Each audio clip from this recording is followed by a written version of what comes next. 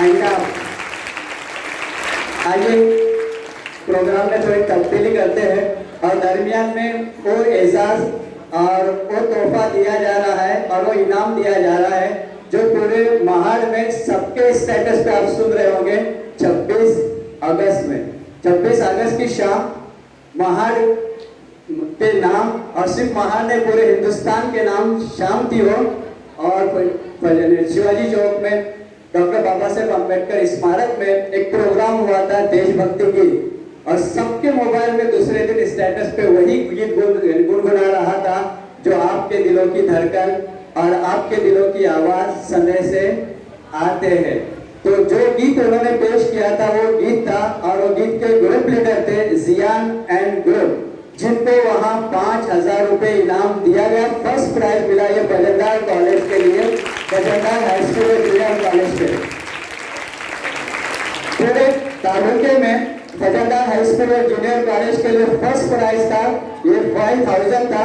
उसमें और भी पैसे मिलाकर सबको दिए जा रहे हैं और उसमें सबसे अहम किरदार अदा किया वो बजनदार इंग्लिश स्कूल के एक तालिब इल्म दीक्षित, वो भी तशरीफ लाए जिसने म्यूजिक बजाई थी संडे से आते हैं। तो उनकी खिदमत में जो तोहफा पेश किया जा रहा है ये एनवलप बने हुए हैं। मैं जी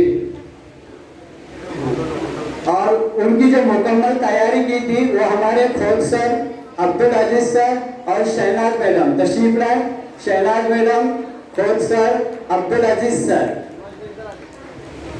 मैं अदारे के चेयरमैन, उसी के साथ मोहतरमा नौशीन मैडम, साथ ही साथ हाकिम सर, कदम सर, सबसे इल्तिमास करता हूँ कि तशरीफ लाए। शेखनाथ सर से इल्तिमास है कि तशरीफ लाए। ये गीत ये गीत पूरे इलाके में गूंज रहा है जिसके 2 बोल आपको इब्तिदा में सुनाए जाएंगे। बेटे दे अवार्ड सबके साथ।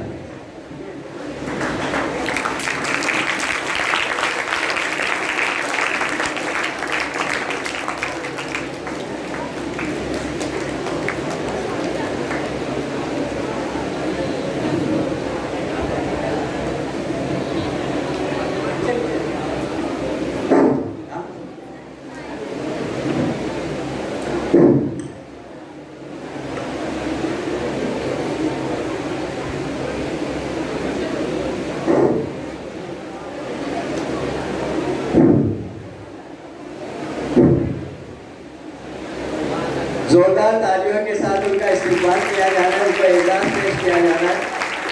सर अब्दुल अजीज सर स्पोर्ट्स की तैयारी कर रहे हैं। दुआ की आइंदा में हमारी टीमें स्पोर्ट्स के लिए आगे जा रही है।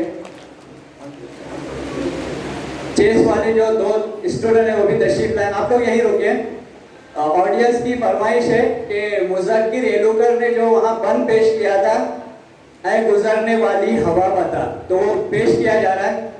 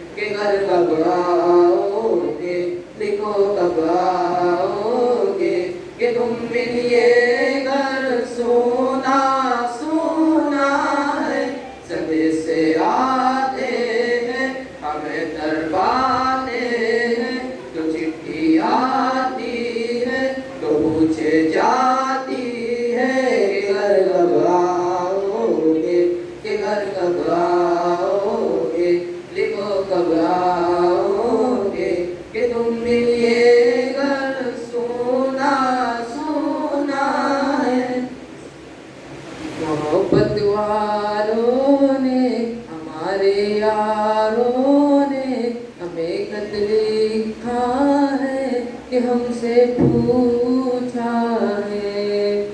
हमारे गाँव ने, आम की छाँव ने, पुराने पीपल ने, बरसते बादल ने, खेत खलियानों ने, हरे मैदानों ने, बसंती बैलों ने, झूमती बैलों ने, लचकती झूलों ने, बहकती फूलों ने, चटकती कलियों ने, और पूछा है गाँव की गलियों ने कि घर कब आओगे, कि घर कब आओगे, लिखो कब आओगे, कि तुम बिन ये घर सुना सुना है।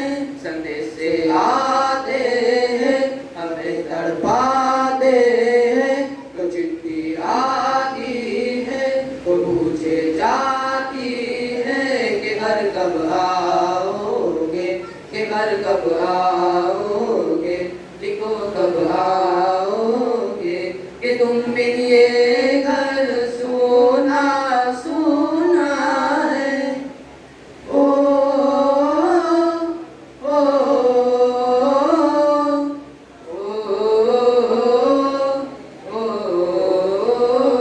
कभी एक ममता की, प्यार की गंगा की वो चिट्ठी आती है, साथ बोलाती है मेरे दिन बचपन के, खेल वो आंगन के, वो साया आंचल का, वो टीका काजल का, मधुरी रातों में, वो नरमी बातों में, वो चाहत आँखों में, वो चिंता बातों में, बिगड़ना ऊपर से, मोहब्बत अंदर से, करे वो मेरी माँ यही हरकत में पूछे मेरी माँ कि घर कब आओगे, कि घर कब आओगे, लिखो कब आओगे, कि तुम बिन ये घर सुना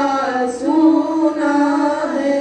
संदेश से आते हैं, हमें तड़पाते हैं, तो चिट्ठी आती है, तो पूछे जाती है कि घर कब आओगे, कि घर कब आओगे, लिखो कब आओगे, कि तुम बिन ये घर सुना सुना है। ओ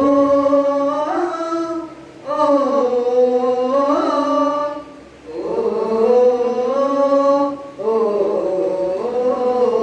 ऐ गुजरने वाली हवा बता, मेरा इतना काम करेगी क्या, मेरे गाँव जा, मेरे दोस्तों को सलाम दे, मेरे गाँव में है जो वो गली, जहाँ रहती है मेरी दिलरुबा, उसे मेरे प्यार का जाम दे, उसे मेरे प्यार का जाम दे।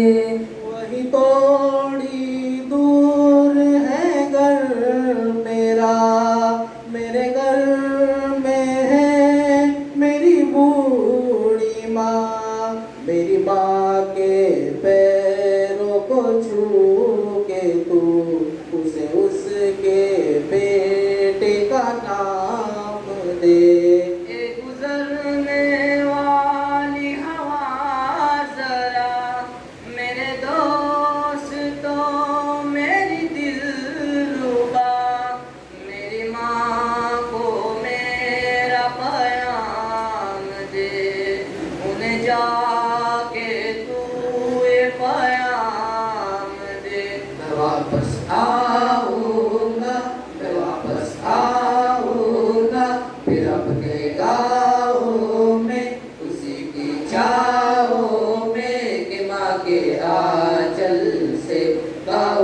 पीपल से, किसी के काजल से, किया जो वादा था वो निभाऊंगा। मैं एक दिन आऊंगा, मैं एक दिन आऊंगा, मैं एक दिन आऊंगा, मैं एक दिन आऊंगा। यानी से एक तोहफा है फरजान अलवारे तशरीफ लाए नदीम फजलदार जी पटेल सर के हाथ से इस बच्चे को तोहफा दिया है।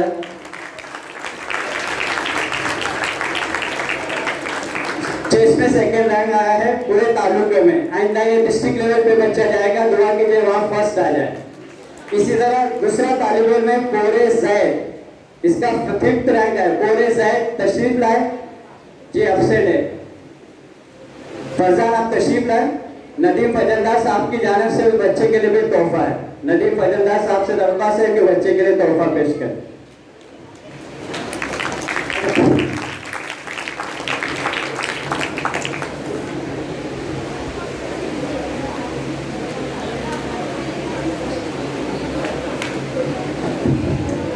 शिक्षकांच्या मधून मनोगत व्यक्त करण्यासाठी मी परदेसी नदीम सर यांना बोलवते आहे।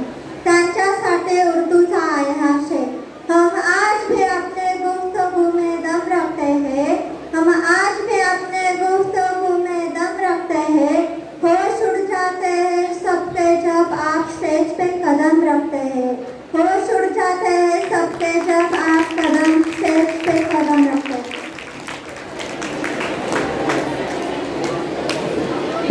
ऐ खालिक के जहां तू ही परवरदिगार है, हर दिल में तेरी रहमत का बस्ता सितार है। क्या कर सकेंगे हम तेरी ऐ खुदा, दरिया तेरी इनायतों का बेगिनार है। सदर जलसा स्टेज पे बैठे हुए तमाम मौजूद सामाईन कराम, असरज़ाए कराम, मेहमान खुसूसी, अजीज तलबा और तालबात, अस्सलामु अलैकुम रहमतुल्लाहि व बरकातुहू। प्यारे बच्चों, हम हर साल टीचर्स एक उस्ताद की अहमियत हमारी ज़िंदगी में क्या होती है और हम ज़िंदगी में जो है उन्हीं के जरिए किस तरह से उनकी रहबरी लेकर किस तरह से हम जो है अपना मुकाम बना सकते हैं, उनकी शख्सियत हमारे ज़िंदगी में क्या होती है, हर हमेशा हम सुनते हैं। लेकिन सुनने के साथ साथ जैसे कि हम सब जानते हैं कि उस्ताद की शख्सियत जो है शागिर्द के लिए मशअल राह होती है। उस्ताद और शागिर्द का रिश्ता जो होता है हमें समझना बहुत जरूरी है, जैसे दिल का धड़कन से और फूल का खुशबू से होता है। उस्ताद जो है हमारे लिए ऐसी शख्सियत होती है कि आज आप जानते हैं कि उन्हीं की बदौलत आज मैं आपके सामने यहाँ खड़ा हूँ। आज इस मौके पर अब ऐसी शख्सियतों की तारीफ करना यानी सूरज के सामने चिराग जलाने के बराबर होगा और मेरे पास कोई अल्फाज नहीं है, लेकिन मैं ये जरूर कहूँगा जिनके किरदार से आती है सदाकत की महक, जिनके किरदार से आती है सदाकत की महक, इनकी तकरीर से पत्थर भी पिघल जाते हैं। प्यारे बच्चों, इस पत्थर को इन्होंने ही पिघलाया है। मुझे माजी के कुछ वाक़यात याद आ रहे हैं, अगर उनको मैं कहने जाऊं तो कम से कम 1 घंटा लगेगा, इसलिए माजरत चाहता हूं। उस्ताद की शख्सियत जो है हम देखते हैं कि किस तरह से ये जो है उनकी पहचान क्या होती है। मैं बताऊंगा इनकी पहचान कि ये कौम के मेहमान होते हैं, कौम की तरक्की के लिए, कौम को आगे बढ़ाने के लिए और उसके साथ साथ कौम को उरूज तक पहुंचाने में सबसे अगर किसी का अहम किरदार होता है तो उस्ताद का होता है। नाकामियों के ढेर से कामयाबी को ढूंढ निकालना उनकी पहचान होती है।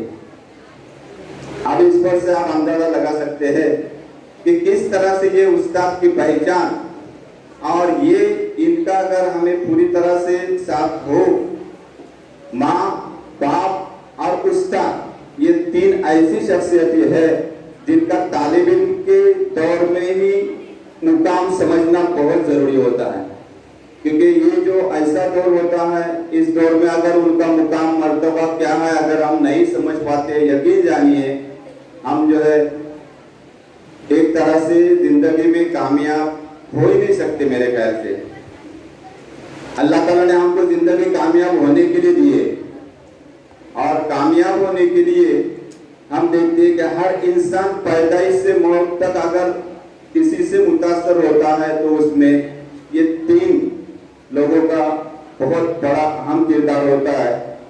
यानी इसमें माँ, बाप और उस्ताद। उस्ताद वो हस्ती है जो हमें अंधेरों से निकालकर रोशनी की राह दिखाते हैं, जीने का सलीका सिखाते हैं। उस्ताद की इज्जत और वालिदैन की खिदमत जो तालिब इल्म के दौर में सीखा वो कामयाब हो गया। प्यारे बच्चों, दुनिया के हर मैदान में हार जीत होती है, लेकिन हम अक्सर देखते हैं कि किरदार में कभी हार नहीं होती, और हमारा किरदार बनाने में इन्हीं शख्सियतों का बड़ा अहम रोल होता है। और ये हमको तालिब इल्म के दौर में ही मालूम होना बहुत जरूरी होता है। मैं इनके लिए इतना ही कहूँगा, ज्यादा तारीफ तो मैं कर नहीं सकता, और मैं तो बता रहा हूँ आपको ऐसी शख्सियतों की तारीफ करना मैं, लेकिन जरूर इतना ही कहूँगा कि तारीफ के मोहताज नहीं होते ऐसे लोग, तारीफ के मोहताज नहीं होते ऐसे लोग। असली फूलों पर कभी इतर लगाया नहीं जाता। इसलिए हमें ज्यादा से ज्यादा जहां तक हो सके वालिदैन, अच्छे उस्ताद, अच्छे लोग, अच्छे दोस्त, अच्छी बातें, अच्छी यादें, अच्छे ख्यालात हमारी जिंदगी का कीमती सरमाया होते हैं, लेकिन जरूरी है कि हम उसकी हिफाजत करें। जिंदगी को सादा मगर अपने ख्यालात को बुलंद रखो, क्योंकि आपने सुना होगा एक पाँव में लगी मौत और इंसान की छोटी सी सोच हमको आगे बढ़ने नहीं देती। इसलिए जिंदगी को सादा मगर अपने ख्यालात को बुलंद रखो, और इसी तरह से ख्यालात की हिफाजत करना हमारे लिए बहुत जरूरी होता है, क्योंकि जब तक हम अपने ख्यालात की हिफाजत नहीं करते तब तक हम जिंदगी में कामयाबी हासिल नहीं करते।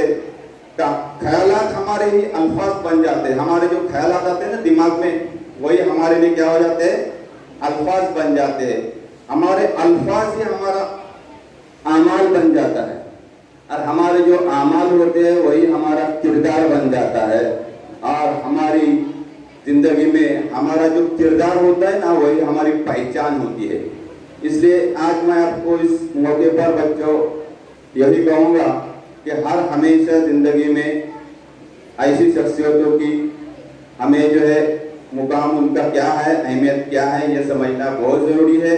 और ज़िंदगी में हमेशा जो है हर हमेशा ये आपको याद रखना है कि हम जो कदम उठाते हैं, जो भी जहाँ भी, चाहे हम स्कूल में रहे, घर में रहे, जहाँ भी रहे, हमें इनकी हर हमेशा रहबरी करना है।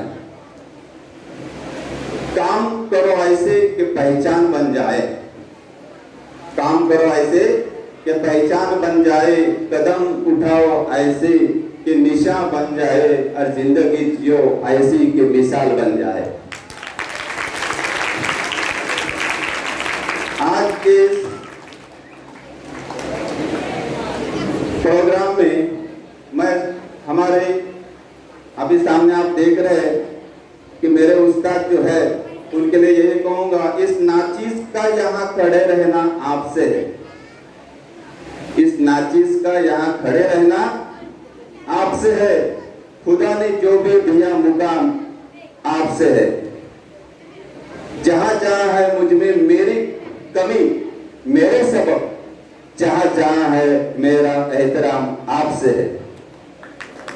अजीज तलवार डॉक्टर सर्वपल्ली राधाकृष्णन जो एक कामयाब मुदर्रिस हो गुजरे हैं, हम देखते, लेकिन उनकी शख्सियत कैसी थी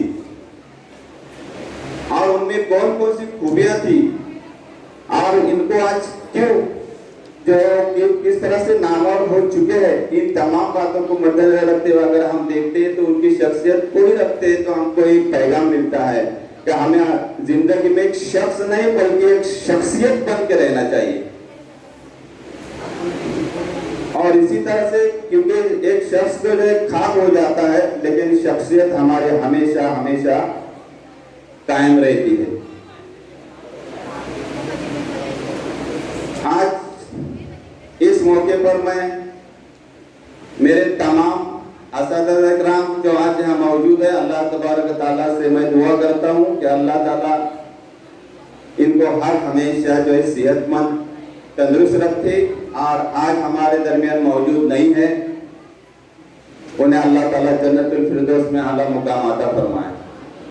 बस आखिर में इतना ही कहूँगा, खुशियाँ हो खुशियाँ आपकी जिंदगी में, खुशियाँ ही खुशियाँ हो आपकी जिंदगी में।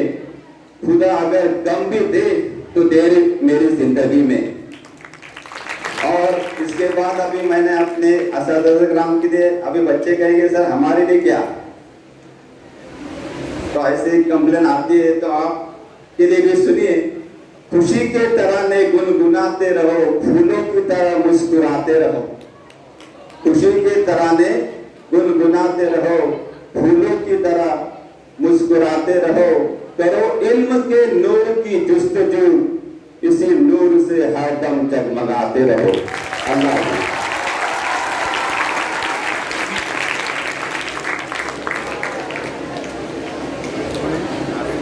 I would like to call Mohammad with sir. मैंने आवाज दी है आपको बड़ी नाज के साथ, मैंने आवाज दी है आपको बड़ी नाज के साथ, आप भी आवाज मिला दो मेरी आवाज के साथ। मोहम्मद नवेद सर।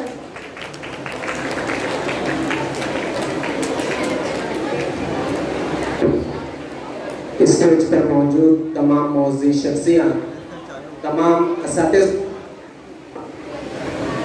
तमाम तुलबा तलबा, अस्सलाम वालेकुम। आज के दिन हम यौम असातिज़ा, कौमी यौम असातिज़ा मना रहे हैं। हम सबको अच्छी तरह से पता है कि हमारे आज़ाद हिंद के पहले नायब सदर और दूसरे सदर डॉक्टर सर्वपल्ली राधाकृष्णन जी का आज जन्मदिन 5 सितंबर को मनाया जाता है।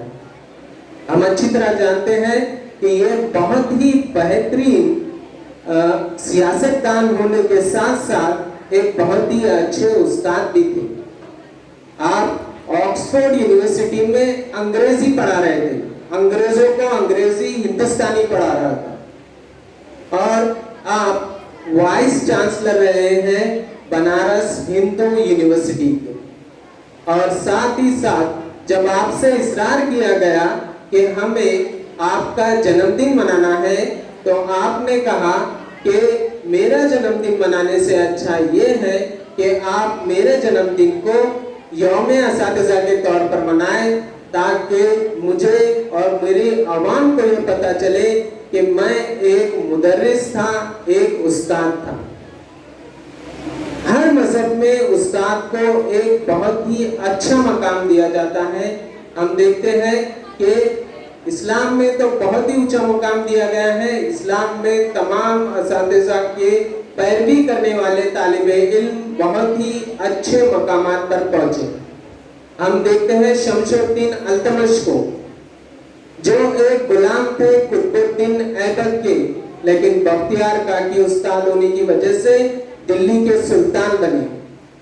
वही हिंदू मजहब में हमें संस्कृत का एक श्लोक याद आता है, गुरुर् ब्रह्मा गुरुर् विष्णु गुरुर्देवो महेश्वरा गुरुर् साक्षात परम ब्रह्मा तस्मै श्री गुरुदेव नमः। जहाँ पर गुरु को, उस्ताद को भगवान के बराबर में माना जाता है, वही गुरु पूर्णिमा के दिन बौद्ध मजहब में गौतम बुद्ध और डॉक्टर B.R. अम्बेडकर की पूजा की जाती है। अब हम कहेंगे कि उस्ताद को इतना बड़ा मकाम हासिल क्यों है। हमारे उस्ताद मोहतरम लईक सर कहते थे कि किसी भी पेशे में हो काम करने वाला फर्द बस उसी पेशे का माहिर होता है, लेकिन उस्ताद हर पेशे में माहिर होता है, मल्टी टैलेंटेड होता है। आपका टीचर जो है, आपका इवैल्यूएटर है जो आपकी जांच करता है। आपका टीचर यूट्यूबर है जो आपको तदरीसी यूट्यूब के वीडियो बनाकर देता है।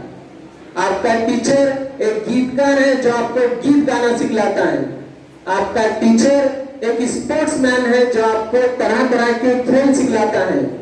आपका टीचर एक मैनेजर है जो आपको मैनेजमेंट सिखलाता है। आपका टीचर एक प्रॉब्लम सॉल्वर है जो आपके मसाइल को हल करता है। आपका टीचर एक मुकर्रिर है जो आपको तकरीर करना सिखलाता है। इतनी सारी क्वालिटी सिर्फ एक टीचर में ही मौजूद हो सकती है, इसीलिए टीचर को इतनी इज्जत दी जाती है। इसीलिए टीचर का पेशा इतनी इज्जत का हामी है। यह हमें दिखलाता है कि टीचर एक मल्टी टैलेंटेड पर्सनालिटी होती है। आज के दौर में हर किसी भी तालिबे इल्म को एक डॉक्टर बनना है, इंजीनियर बनना है, एक साइंटिस्ट बनना है, एक बिजनेसमैन बनना है, लेकिन अच्छे तलबा तालिबात जो है वो टीचर बनना नहीं चाहते। ये बड़ी सोच और फिक्र की बात है, क्योंकि अगर अच्छे और ज़हीन तालिबे इल्म अच्छे उस्ताद नहीं बनेंगे तो अगली पीढ़ी में ना अच्छे इंजीनियर होंगे, ना अच्छे डॉक्टर होंगे, ना अच्छे साइंटिस्ट होंगे, ना अच्छे बिजनेसमैन होंगे। ये फिक्र मुझे दोशन जी की एक कविता याद आती है जो हिंदी के बहुत बड़े कवि थे, और इसके बाद मैं अपनी बात खत्म करता हूँ।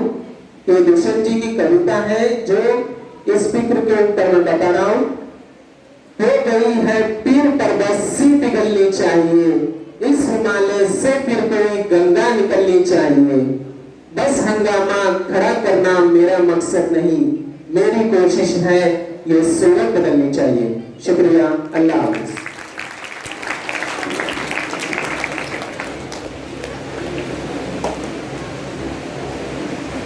इदारे के अफसर इंतजामिया, हम सब के चहेते, हम सब के लाडले और उस्तादों के उस्ताद जनाब गुलाम मोहम्मद पटेल साहब को उबैद आज़मी के शेर के साथ मदऊ करती हूँ कि इश्क के बाग में नुकसान लिया जाता है, इश्क के बाग में नुकसान लिया जाता है, जान दी जाती है एहसान लिया जाता है। उनके फरमान पे सोचा नहीं करते है दिल, उनके फरमान पे सोचा नहीं करते है दिल, वो जो कुछ कहते हैं उसे बस मान लिया जाता है। मोहतरम पटेल जनाब।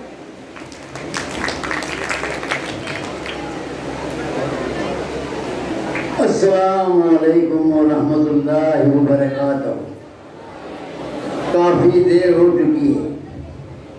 सुबह से मेरे बेटे और बेटियां बड़ी ईमानदारी के साथ, डिसिप्लिन के साथ बैठी है, लिहाजा उनको पहले मुबारकबाद दे रहा हूँ और उनसे माफ़ी चाहता हूँ।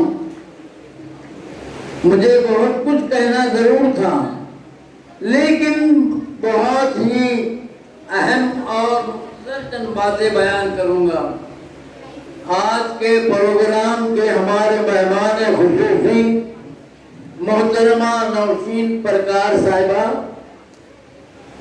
फजलदार एजुकेशन ट्रस्ट के नौजवान और कर्तव्यगार चेयरमैन अब्दुल रऊफ फजलदार साहब, फजलदार इंग्लिश स्कूल के एक्टिव सीईओ मेरे अजीज नदीम फजलदार साहब, फजलदार हाई स्कूल और जूनियर कॉलेज के नौजवान प्रिंसिपल मेरे अजीज राहिल फजलदार साहब, असातिज़ाए कराम, अजीज तुलबा और तालिबात, वक्त काफ़ी हो चुका है।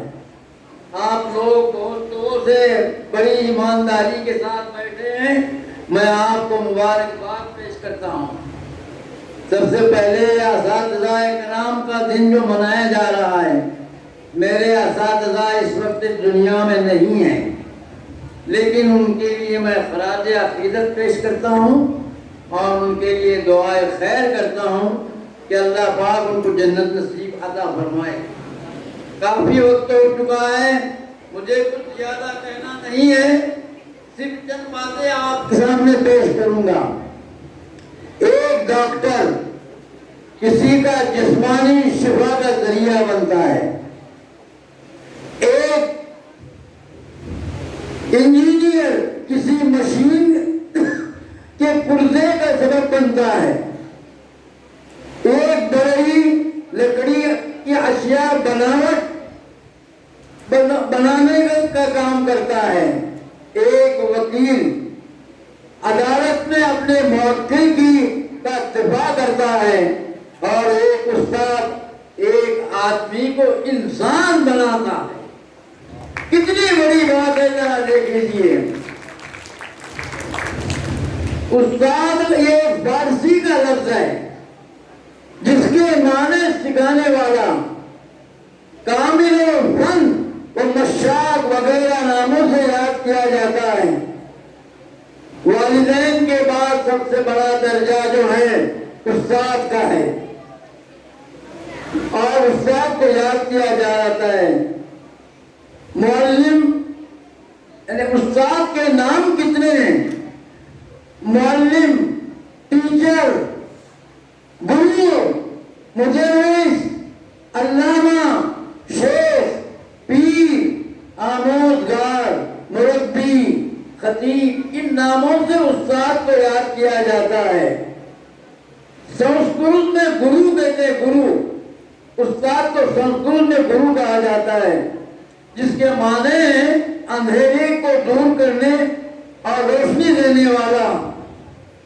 मेरे अजीज तलबा और तालिबात, हमारे आका और मौला हजरत मोहम्मद सल्लल्लाहु अलैहि वसल्लम की सारी जिंदगी मुअल्लिमी में गुजरी।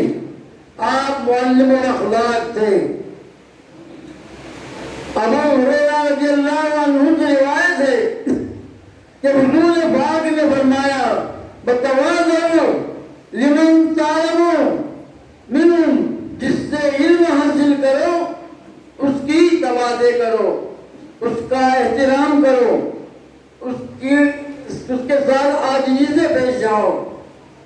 उस्ताद इंसानियत का मेहमान है। हमारे असलाफ दुनिया में जो कामयाब हुए वो अपने उस्ताद की खिदमत से हुए। अजीज तलबा और तालिबात, काफी वक्त हो चुका है, मुझे और भी कुछ बातें बतानी थी, लेकिन वक्त का तकाजा।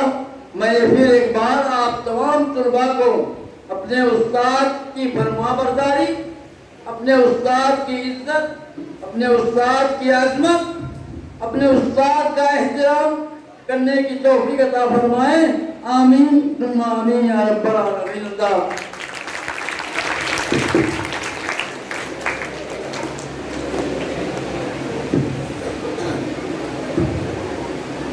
We are excited to hear some words by our today's chief guest. It's our great honor to have you with us today. She is an expert trainer and a dynamic personality. I would like to call Parkar Nausheen ma'am to deliver a speech. कभी महक की तरह गुलों से उड़ते हैं, कभी महक की तरह गुलों से उड़ते हैं, कभी धुएं की तरह पर्वतों से उड़ते हैं। ये कैचियाँ क्या खाक रोकेंगी उड़ने से हमें? ये कैचियाँ क्या खाक रोकेंगी उड़ने से हमें? हम परों से नहीं हौसलों से उड़ते हैं।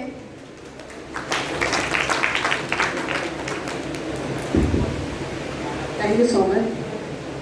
अस्सलामु अलैकुम वरहमतुल्लाहि वबरकातुहू।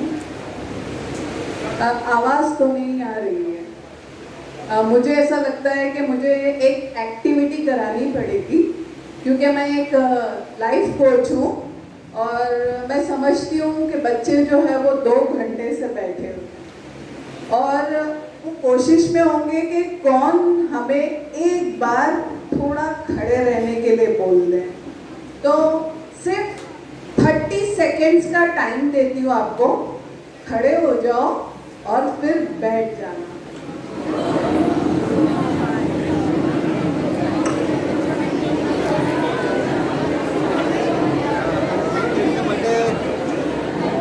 आप भी हो सकते हैं खड़े।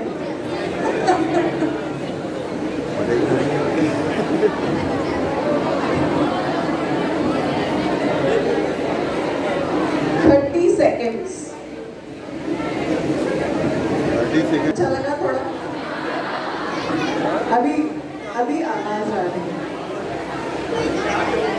चार्ज हो गए है ना? ओके, अभी एक टीचर्स डे है तो ऑब्वियसली कुछ एक स्टेटमेंट बनता है कि एजुकेशन एक ऐसी प्रॉपर्टी जो आपसे कोई छीन नहीं सकता, राइट? तालीम जो होती है ना, ये आपसे कोई छीन नहीं सकता, तो वो बहुत इम्पोर्टेंट वेपन माना जाता है, हथियार।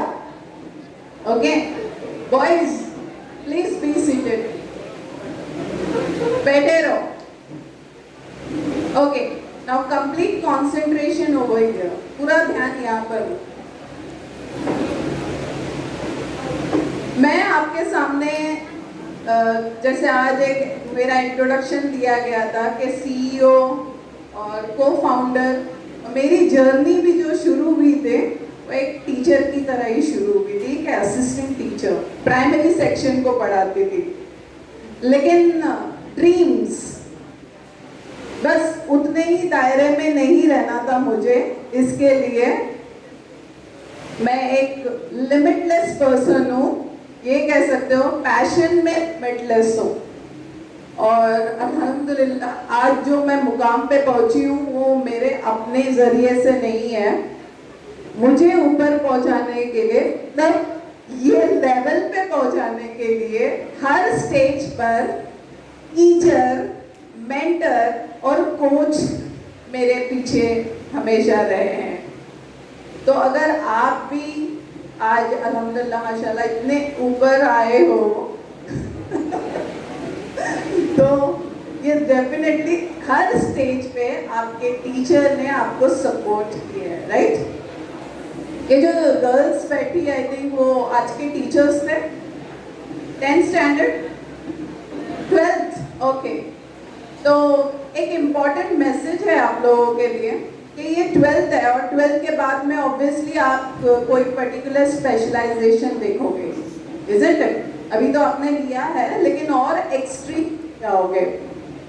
लेकिन ये ध्यान में रखो, ये आपका सेकंड इम्पॉर्टेंट डिसीजन है। पहला इम्पॉर्टेंट डिसीजन था आप 10th किए कंप्लीट, सेकंड इम्पॉर्टेंट डिसीजन अभी आप 12th कंप्लीट कर रहे हो और आगे आप और स्टडी करोगे। थर्ड इम्पॉर्टेंट डिसीजन जो होता है वो होता है मैरिज, शादी, जिसको टाइम है, ओके? ध्यान से सुनो।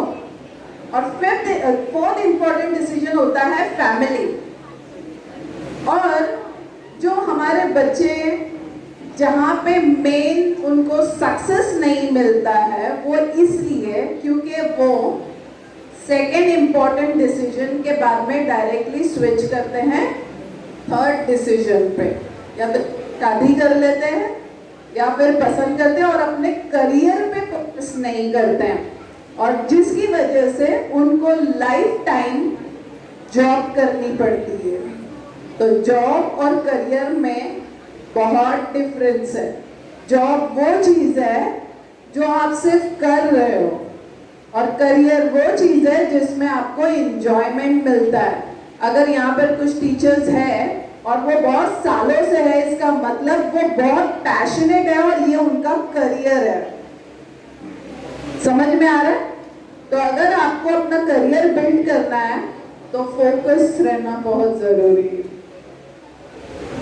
अच्छा, और एक इम्पॉर्टेंट मैसेज है, स्पेशली जो 12th स्टैंडर्ड है और 10th स्टैंडर्ड के स्टूडेंट्स हैं, ध्यान में रखो। ये इम्पॉर्टेंट कोट है जिम रोन का, that you are the average of 5 people with whom you spend most of the time। इसका मतलब ये है कि आपका जो ग्रुप होता है, अगर आपके ग्रुप में 4 लोग अच्छे पढ़ने वाले हैं तो आप 5वें वैसे बनोगे, ठीक है? अगर आपके 4 लोग अगर मिलियनेयर माइंडसेट के हैं, जिनको बहुत पैसा कमाना है, तो आपका भी माइंडसेट वैसा ही बनेगा। अगर आप 4 लोग ऐसे हैं आपके ग्रुप में जो सिर्फ टाइम पास करते हैं, तो आप 5वें वैसे बनोगे। समझ रहे हो? तो थोड़े में ये चीज समझा रही हूँ कि आपको आपका ग्रुप बहुत सोच समझ के चूज करना है, क्योंकि इसी से आपका फ्यूचर डिपेंड करता है। और सर ने एक बहुत अच्छी बात बोले थे कैरेक्टर के ऊपर। जो थॉट्स होते हैं, सोच होती है, सोच से वर्ड्स बनते हैं, ठीक है, अल्फाज, और अल्फाज एक्शंस में कन्वर्ट होते हैं, और एक्शन से आपका कैरेक्टर बिल्ड होता है। तो जो सोच आप रख रहे हो वो सोच डायरेक्टली आपके कैरेक्टर पे रिफ्लेक्ट करेगा। तो बहुत सोच समझ के अपने थॉट्स को एक डायरेक्शन दो। सेकेंडली, 2 स्टूडेंट जो यहाँ पर आके थोड़ा घबरा गए थे, आई अप्रिशिएट दोज गर्ल्स, क्योंकि वो यहाँ आए and it is not easy to face the audience, right? लेकिन एक टिप दूंगी मैं सबके लिए कि कैसे आप ऐसे स्टेज फियर को टैकल कर सकते हो। सबसे पहली चीज, जब भी आप ऐसे स्टेज पर जाते हो तो एक घबराहट होती है कि मैं क्या बोल पाऊंगी, मेरे से सही अल्फाज निकलेंगे कि नहीं निकलेंगे। तो जब आपका टर्न आएगा ना, तो उससे पहले एक डीप ब्रेथ लेने का, समझ में आ रहा है? होल्ड करो, रिलीज करो। ऐसा 3 से 4 बार करने से आपके जो नर्व्स होते हैं वो एकदम सुकून में आ जाते हैं।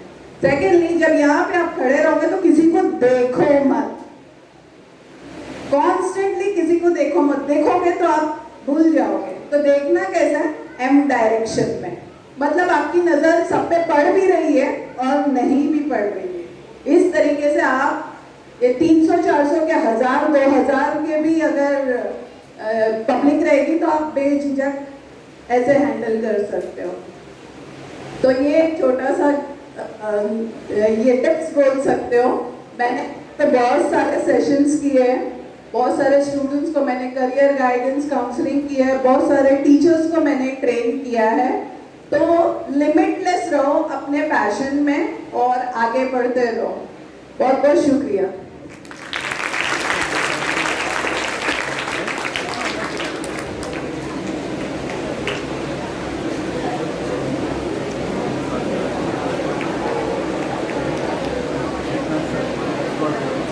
खत्म हो गया।